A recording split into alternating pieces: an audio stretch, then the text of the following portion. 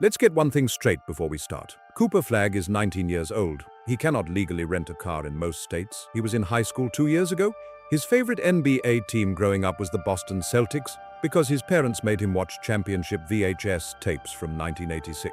And this season, his first in the NBA, he broke records that LeBron James set as a teenager, did something that only Michael Jordan had ever done as a rookie, and scored 51 points in a single game. In a loss, down 30, with his coach already ejected, with a teammate also ejected, on a team that won 26 games all year. If you designed the most chaotic possible environment for an 18-year-old to walk into, and then just thrive anyway, you might come up with something close to what Dallas offered Cooper Flagg this season. The city didn't even have its franchise star anymore. They'd traded him away 3 months before the draft, which is the other part of this story, and it's the part nobody has a clean answer for. But before we get there, if this is the kind of story you're into, hit subscribe and drop a like. It genuinely helps, and there's a lot more where this came from. Now, let's go back to the beginning. Newport, Maine. Population around 3,000, one traffic light, a lake, a lot of snow, and zero history of producing NBA stars. The last Maine-born player drafted by the NBA, 1984, the state's only Division I men's basketball program, the University of Maine, has never once made the NCAA tournament. If you were building a list of places most likely to produce the next generational basketball talent, Maine would sit comfortably below most places that have actual basketball culture and slightly above the parking lot of a Dairy Queen. No offense to Maine, truly. Cooper Flagg was born there on December 21, 2006. His mother, Kelly, had played college basketball at the University of Maine, made team captain her senior year. His father, Ralph, played at a community college level. Both were obsessive Celtics fans who gave their kids DVDs of Bird-era championship games to study. The kids found it interesting. Cooper found it very interesting. By 6th grade, he was already over 6 feet tall. A year later, he could dunk on a regulation hoop. By 7th grade, his coach, a man named Josh Grant, with decades of experience in Maine basketball, was genuinely consulting his 12-year-old student about in-game tactical decisions, not as a cute story, as an actual coaching strategy. Here's the detail that captures it best.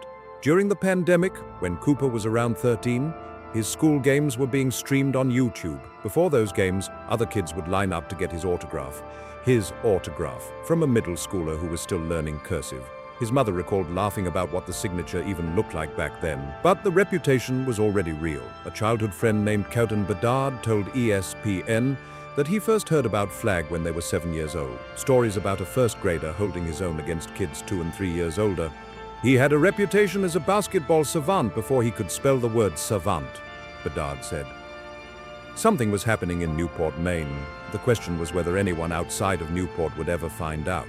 Before we get to the NBA, before the 51-point game, before the lottery, before any of that, there's a scene that explains everything about who Cooper Flagg actually is. He's 9 years old. He and his twin brother Ace and their friend Caden are in someone's driveway in Newport, Maine, playing one-on-one for hours. No one is winning by enough to stop. No one wants to stop. The sun goes down. They pull a car up to the hoop and leave the headlights on. They keep playing. That's the story. That's the whole story, really. Everything that came after, the records, the draft, the 51 points, is just that driveway, scaled up. After his freshman year at Nokomis Regional High School, where he averaged 20.5 points, 10 rebounds, 6.2 assists, 3.7 steals, and 3.7 blocks per game, and became the first freshman in state history to win the Maine Gatorade Player of the Year award, Cooper faced a decision that most 15-year-olds are simply not equipped to make. Stay in Maine, where everyone knows him, everyone loves him, and the path is comfortable and clear, or leave. The family chose to leave, all of them. His mother Kelly, his father Ralph, his twin brother Ace, they packed up and relocated from Newport, Maine to Florida so the boys could attend Montverde Academy. One of the best high school basketball programs in the country, the kind of place where I was a star back in Maine, means absolutely nothing because everyone there was a star somewhere. Think about what that actually costs. You are 15 years old, your entire town shows up to your games. You are, in a very real sense, the most famous person within a 30-mile radius. And you look at all of that, the warmth, the community, the certainty, and you walk away from it, not because you're ungrateful, because you're honest about what you need. Maine hadn't produced an NBA draft pick since 1984. The ceiling of that environment, no matter how beloved, was simply not high enough for where Cooper Flagg was trying to go, so the family moved. And here's the part that nobody really talks about. Cooper Flagg's first season at Montverde, he averaged 9.8 points per game. 9.8. Coming from a kid who'd been averaging over 20 as a freshman against Maine high school competition, that is a significant adjustment. The game was faster, the players were bigger, the system was different, he was no longer the automatic best player on the floor, he didn't complain publicly, he didn't go back. He spent that summer playing in elite AAU circuits, and the numbers that came out of those tournaments were immediate and violent. 25.4 points, 13 rebounds, 5.7 assists, and 6.9 blocks per game in 7 games at the Peach Jam. One of the most competitive youth basketball showcases in the country. That drop at Montverde, and the way he responded to it, is probably the most important thing that happened to Cooper Flagg before he turned 17. Because it told you something that the highlight reels couldn't. This was not a player coasting on raw talent. This was someone who, when faced with a level he hadn't reached yet, worked until he reached it. By the following season, the adjustment was complete. Montverde went 34-0, national champions. And then Flagg made another move that almost nobody expected. He reclassified, deciding to enter college a full year ahead of schedule. He was supposed to graduate in 2025. He chose to go in 2024 at 17 years old. On October 30th, 2023, he committed verbally to Duke University. He had originally planned to announce it on October 27th, but 3 days before, a mass shooting occurred in Lewiston, Maine, killing 18 people and wounding 13 others, less than 90 miles from his hometown of Newport. He delayed the announcement. No countdown, no press conference, just silence, out of respect. He was 16 years old. Now, here's the loop that doesn't fully close until the next chapter of this story. By reclassifying a year early, Cooper Flagg placed himself on a timeline that would bring him to the NBA in the summer of 2025, the same summer that would feature the most anticipated draft class in 2 decades. The same summer that would, through a sequence of events nobody saw coming, land him in exactly the city that needed him most. Was that calculated? Almost certainly not in that level of detail. But what it shows is a player and a family that had been thinking several moves ahead since he was a freshman in high school, which is either inspiring or slightly unsettling, depending on how you feel about chess prodigies. Here's how you know Cooper Flagg was ready for Duke before he ever played a game there. He enrolled in June, not August when most freshmen arrive, June, 2 months early, to participate in summer practices. Duke's season opener was November 4th, 2024, against the University of Maine, the exact school where his mother Kelly had played college basketball, where she had been named team captain in her senior year. If you were writing this as fiction, an editor would probably tell you it's too much, too convenient, too neat. Cooper Flagg scored 18 points, grabbed 7 rebounds, added 5 assists, and picked up 3 steals in a 96-62 win. His mother watched from the stands. We don't know exactly what Kelly Flagg was thinking in that moment, but we know what she was watching.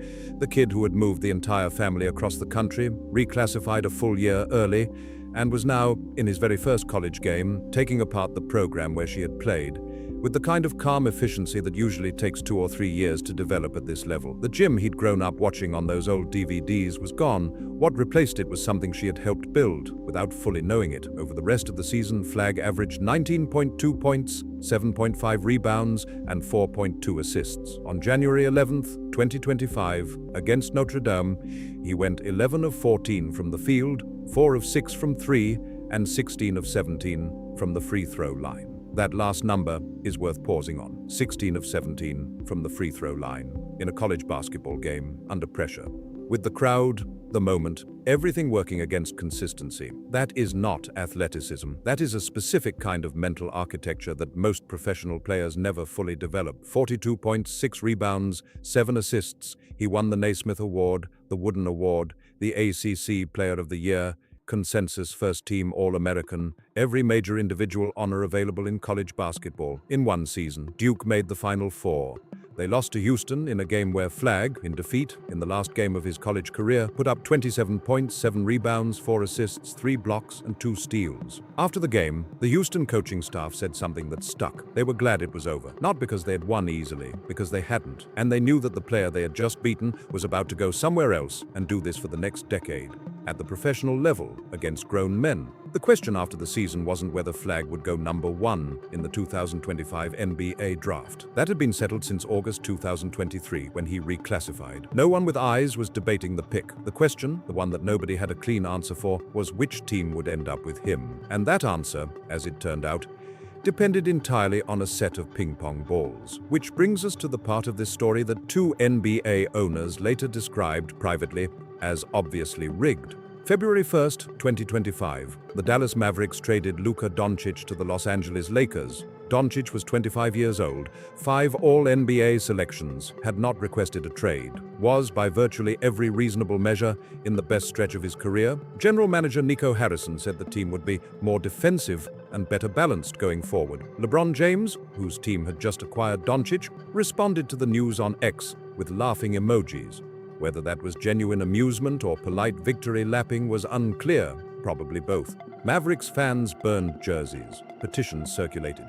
The criticism was loud and nearly unanimous. Harrison maintained the move made sense. He was fired in November 2025, but before that, 3 months after the trade, in May 2025, the NBA held its annual draft lottery. 14 teams were eligible. Dallas, which had missed the playoffs in part because of the chaos following the Doncic deal, had a 1.8% chance of winning the top pick. 1.8%. The 4th lowest odds of any lottery winner in NBA history. The Utah Jazz had 14%. The Wizards had 14%. The Pelicans had 12.5%. Dallas won, and with it, the right to draft Cooper Flagg. Investigative journalist Pablo Torre reported weeks later that 2 separate NBA owners, not fans, not analysts, actual owners of franchises, told him privately they believed the lottery had been fixed. 2 NBA owners told me, "This was obviously rigged," Torre said on a podcast. The NBA ran the lottery under standard protocol with independent oversight. No evidence of any wrongdoing has been established, but the optics were, at minimum, remarkable. The franchise that had just executed the most criticized trade in recent memory, in a market that was furious, somehow won a lottery with near impossible odds to land the most hyped prospect in 20 years. If it was luck, it was extraordinary luck. If it wasn't, well, that's a different kind of story entirely. The ping-pong balls have not made any public comment on the matter. October 2025, Cooper Flagg arrives in Dallas at 18 years old to a franchise without its star, without its GM, with Kyrie Irving injured, and with Anthony Davis on his way out the door by January. It was, generously speaking, not the ideal environment for a teenager to develop at a measured pace. Dallas had nobody else, so Flagg became the number 1 option almost immediately. And then the record started falling. December 15th, 2025, 42 points against the Utah Jazz, youngest player in NBA history to score 40 in a game. At 18 years and 359 days old. Beats the previous record by 94 days. That record had belonged to LeBron James, Christmas Day 2025, 27 points, 6 rebounds, 5 assists. Becomes only the 3rd rookie to do that on Christmas Day, after Oscar Robertson in 1960 and Pete Maravich in 1970. January 29th, 2026, 49 points against Charlotte. New NBA record for most points scored by a teenager in a single game, surpassing a record set by Cliff Robinson back in 1980. February 3rd, 2026, 3 straight 30-point games as a teenager. First time that had ever happened in league history. April 3rd, 2026, the 51-point game. Dallas is down 30 against the Orlando Magic. Coach Jason Kidd gets ejected, arguing a no-call foul on Flagg. A teammate gets ejected moments later. The bench is essentially empty. Flagg scores 24 points in the 4th quarter alone. Final line, 19 of 30 from the field, 7 of 7 from the free throw line. 51 points. It is the 14th consecutive home loss for the Dallas Mavericks, the longest home losing streak at American Airlines Center in over 30 years. The basket feels big in those moments, Flagg said afterward. But I like to win. It's hard for me to fully enjoy myself when we're down 20, down 30 for most of the game. He was describing one of the greatest individual performances by a teenager in NBA history. And he was frustrated that his team had lost. End-of-season numbers, 21.0 points, 6.7 rebounds, 4.5 assists, 1.2 steals. shooting 46.8% from the field. He led the Mavericks in total points, rebounds, assists, and steals, and was the only player in the entire NBA to lead his team in all four categories. The last rookie to do that was Michael Jordan, 1984-85. Dallas finished 26-56. Cooper Flagg won Rookie of the Year. He joined Jason Kidd and Luka Doncic as the only Mavericks players to ever win the award. His coach at the podium was Jason Kidd, the man who had won the same award 31 years earlier and who was now handing the next one down. Somewhat poetic, somewhat on brand for a franchise that operates almost entirely in irony. Newport, Maine still has one traffic light. The lake is still there. The winters still come. And somewhere in that town there are 9-year-olds in driveways right now playing until someone makes them stop, and sometimes pulling a car up to the hoop so they can keep going after dark. Cooper Flagg is 19 years old. He has already broken records held by LeBron James, Cliff Robinson, and Brandon Jennings. He did something only Michael Jordan had done as a rookie. He placed himself in lists alongside Oscar Robertson and Pete Maravich. All of that on a team that won 26 games. Earlier in the season, when Dallas was 2-6, Flagg said something quietly that most people overlooked at the time. "For me, it's the most I've lost since, I think, ever." His high school team went 34-0. His college team went to the Final Four. Losing was genuinely new information for him in the NBA, and he showed up to every single game anyway. That detail, more than the 51 points, more than the Jordan comparison, more than the lottery, more than any of it, might be the most telling thing about what the rest of the league is about to deal with. Because Cooper Flagg grew up playing basketball with car headlights in the driveway of a town that nobody was watching, and now everybody is. The NBA has a new face. Dallas has its cornerstone, and the rest of the league has somewhere between 10 and 15 years to figure out what to do about a 19-year-old from Newport, Maine, who already broke the records of the two greatest players of his generation. Good luck, and if you made it this far, thank you, genuinely. If you enjoyed it, subscribe and leave a like. It's the best way to support this channel, and make sure you don't miss the next one. We'll see you there. Screen fades to black. Sound of a ball bouncing on an empty court.